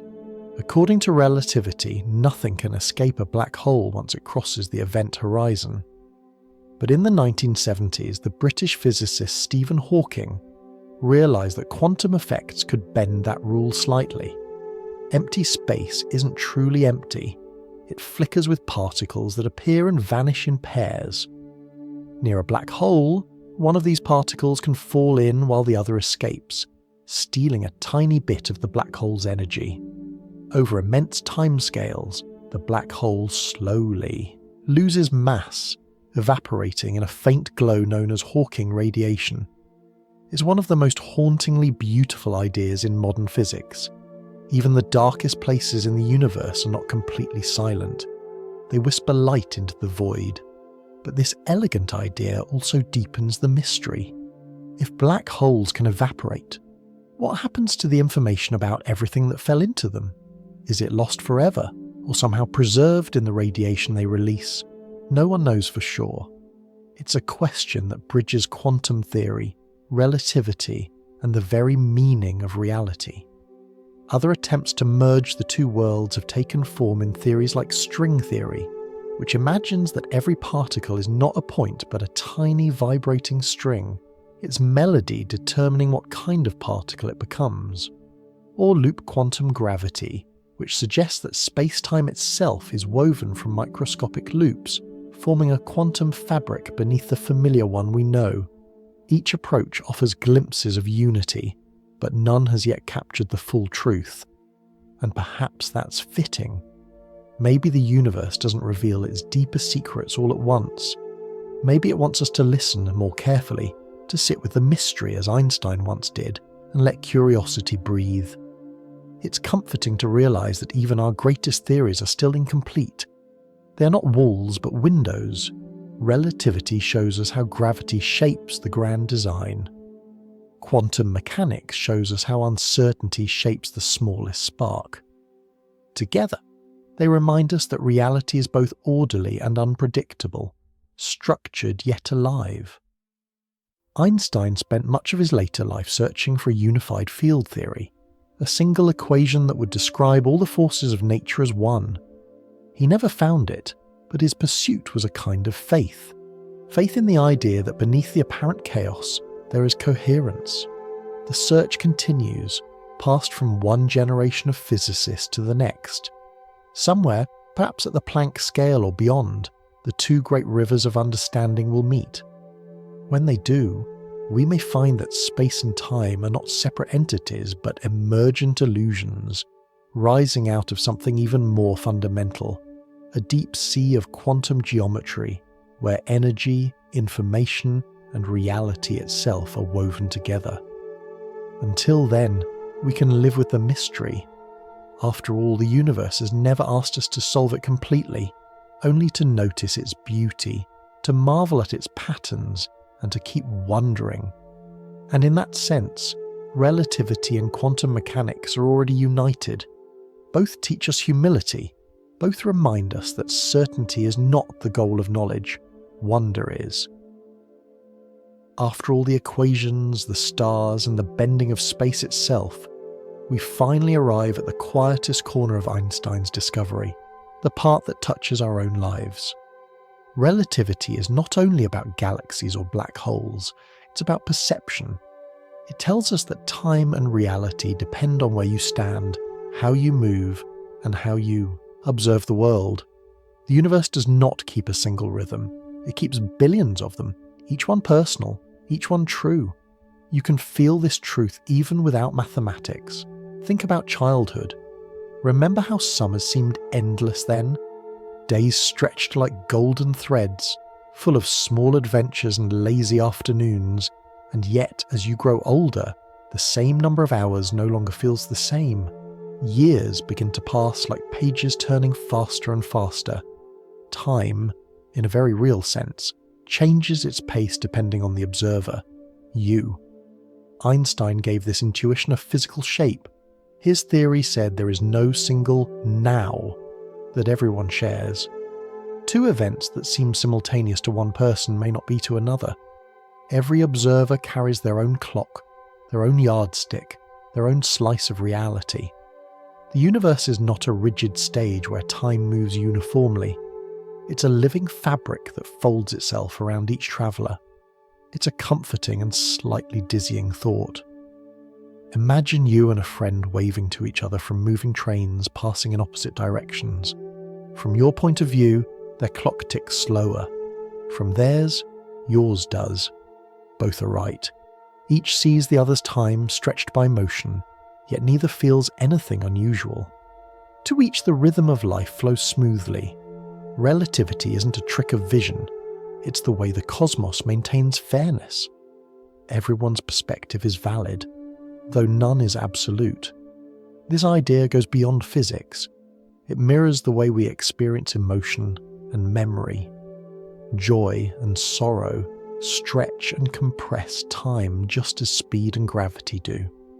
An hour spent waiting in a hospital hallway can feel longer than a whole week spent with someone you love. A single moment of awe or heartbreak can carve itself so deeply into your mind that it seems to last forever. We all live in our own pockets of time dilation, carried by feelings instead of motion. The philosopher in Einstein must have smiled at this. He knew that relativity wasn't just a set of equations, it was a lesson in empathy. If time and reality depend on where you stand, then no two perspectives are exactly the same. Every point of view is local truth. What you see, what you feel, what you measure, all a part of a personal universe that exists alongside countless others. He once said that the distinction between past, present, and future is only an illusion, though a very persistent one. In the four-dimensional world of space-time, all moments coexist, like pages in a book that already exists from first to last. We turn through them one by one, but they are all there, waiting. What we call the flow of time may simply be our consciousness, walking through this grand library of moments, reading it line by line. If that sounds abstract, think of a melody.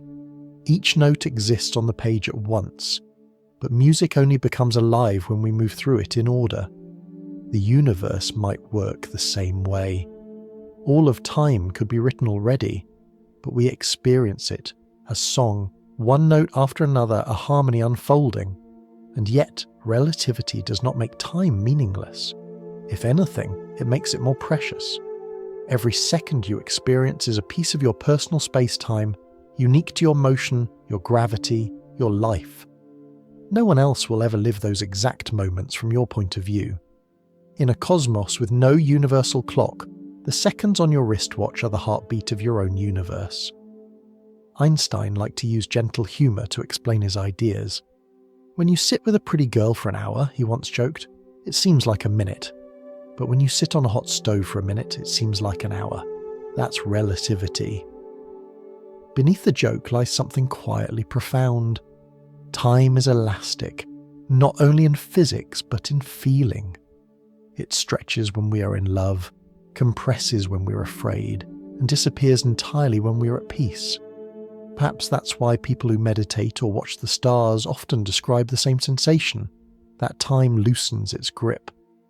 The ticking clock fades, moments melt into one another. Einstein's equations become experience. You're not defying physics, you're simply feeling the texture of space-time more closely. The universe, it seems, has no master clock, only countless heartbeats. The pulse of a star collapsing in on itself, the swing of Earth's rotation, the flutter of your own pulse. They're all rhythms in the same cosmic song. There is no higher tempo keeping them in sync. Instead, their beauty lies in their difference. That realization can change the way you see everything. It means there is no absolute measure of who is ahead or behind, older or younger, faster or slower. In relativity, comparison loses its sharp edges. Every frame of reference carries its own truth. And maybe, on a human level, that's what compassion really is. The ability to understand that someone else's clock, both in physics and in life, does not tick like yours. When you think of time this way, you start to see every moment differently. You begin to treasure the present not because it will vanish, but because it is uniquely yours. Every breath, every glance, every quiet hour is a small piece of your personal space-time, a region of reality that exists only because you are here to witness it. It also means that death, in Einstein's view, loses some of its finality. When a friend of his passed away, he wrote a letter of comfort to the man's widow. "He has departed from this strange world a little ahead of me," Einstein wrote, "but that means nothing. For us believing physicists, the distinction between past, present and future is only a stubbornly persistent illusion." He meant that in the grand geometry of the universe, every moment exists forever. Nothing is truly erased. It simply rests on a different page of space-time's book. So, perhaps time is not a river carrying us forward, but a landscape we move through, a field with hills of memory and valleys of possibility. We walk across it slowly, each at our own pace, guided by our own gravity. And that's the quiet magic of relativity. It doesn't make life colder or more mechanical. It makes it more human. It tells us that each of us lives inside a slightly different rhythm of the same song, and that none of those rhythms are wrong. We are all travellers through time, each carrying our own clock, our own story, our own melody. Einstein didn't just describe the universe, he helped us feel it, to see that even the simplest moment of noticing a shadow on the wall or hearing the tick of a watch is part of the same cosmic dance that moves the stars. And in that dance, every step, no matter how small, bends the music just a little. All throughout this journey, we followed Einstein's light, through the bending of time, the stretching of space, and the deep gravity wells where even starlight forgets the way home. We've watched galaxies drift apart, space-time twist, and quantum sparks whisper from the edge of black holes. And now, as we reach the quiet end of our cosmic path, there's one last truth to gather gently in our hands. The universe, for all its vastness, is one continuous whole. It has no privileged centre, no fixed edge, no single observer standing outside to judge its shape. There is no universal here, no universal now. Everything that exists, from the most distant galaxy to the warmth of your breath, is woven into the same endless fabric of space-time. We are not sitting inside the universe. We are part of it, threads within its pattern, moving as it moves, curving as it curves. Einstein once wrote that a human being experiences themselves as something separate from the rest, a kind of optical illusion of consciousness. He believed that our task was to widen that circle of understanding until we could feel everything, every creature, every star, every drop of matter, as connected to our own being. To see that separateness is not truth but perspective. The deeper we look into his theory, the more it seems to agree. Relativity tells us that there is no single vantage point from which to describe the world. Every observer, no matter how small, holds a piece of the picture. The universe looks different from every angle, yet the laws that govern it remain constant for all. That is its quiet mercy. In this way, physics mirrors compassion. Each frame of reference has its own truth, and no one view cancels another. You can feel this truth in ordinary life. Think of two people standing at opposite ends of a valley. The landscape looks different to each. The ridges, the light, the river's shape. Yet both are right. What unites them is not agreement, but connection. The understanding that they are seeing the same world from different places. That is what relativity teaches us. There is no single centre of truth, but there is harmony among all perspectives. And in that harmony lies a kind of peace. It means that your smallest gesture, your simplest act of thought or kindness, ripples outward through space-time, changing the fabric in ways you might never see. Gravity may bend the motion of stars, but thought and empathy bend the motion of hearts. Both are forces of connection, invisible yet real. If we could step outside time and look back, perhaps we would see the universe as a vast web of light, every star, every soul, every moment joined to every other. It would look less like a machine and more like a story, one endless narrative of energy transforming, matter folding, consciousness awakening. Einstein never separated science from wonder. He once said that the most beautiful experience we can have is the mysterious. It is the source of all true art and all true science. To him, the universe wasn't a puzzle to solve, but a companion to understand, a presence that invites curiosity and reverence. In that spirit, relativity becomes more than physics. It becomes philosophy, a reminder that knowledge and humility must always travel together. The more we learn, the smaller we seem, yet the more deeply connected we become. Think of the journey we've taken tonight. It began with falling apples and clocks ticking on trains, with simple questions about motion and light. From there, we drifted outward, to planets curving through space-time, to light bending around the sun, to the trembling of the universe itself in gravitational waves. We saw black holes paint portraits of their own shadows. We listened to the faint hum of space-time and traced the expansion of the cosmos like a breath drawn over billions of years, and finally we returned home to the small miracle of perception, the relativity of experience, and the heartbeat that keeps its own time beneath our ribs. Every step of that journey, every discovery, tells the same quiet story, that there is no real boundary between the vast and the intimate. The curvature that guides galaxies is the same mathematics that governs the ticking of your watch. The energy that glows in the stars is the same that animates your body. When you breathe, you are continuing the motion of the universe itself, air once part of stars, atoms older than Earth, moving through you before drifting onward. Even stillness, Einstein would remind us, is relative. When you sit quietly, you're not truly still.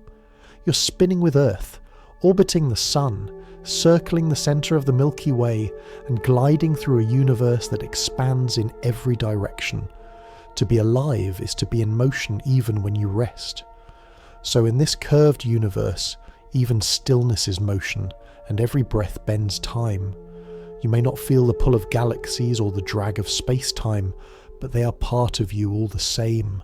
The atoms in your hands have danced to the rhythm of exploding stars.